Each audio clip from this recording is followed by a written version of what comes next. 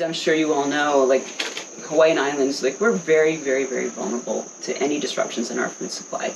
We import over 90% of our food. It was 130 in Death Valley yesterday.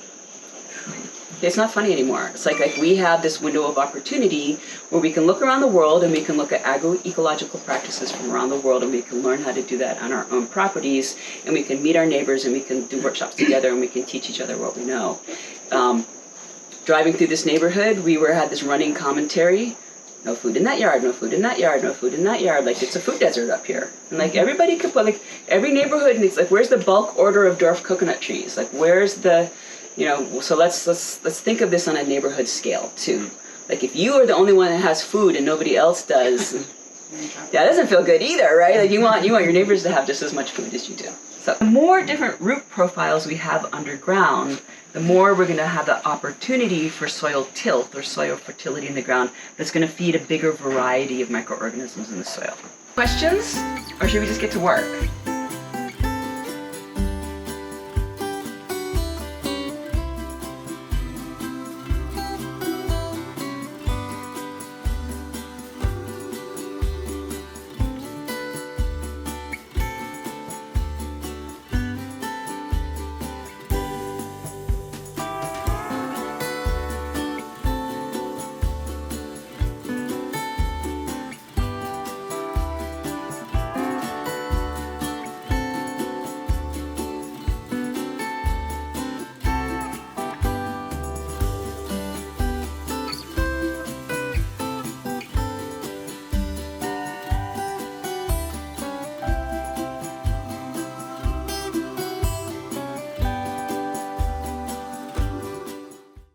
Biomass and build that mulch with all the materials you can possibly find.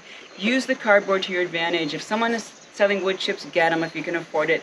Otherwise, you're going to have to learn how to chop and drop from your own property to build that biomass that's going to feed your trees and feed your fertility and protect them.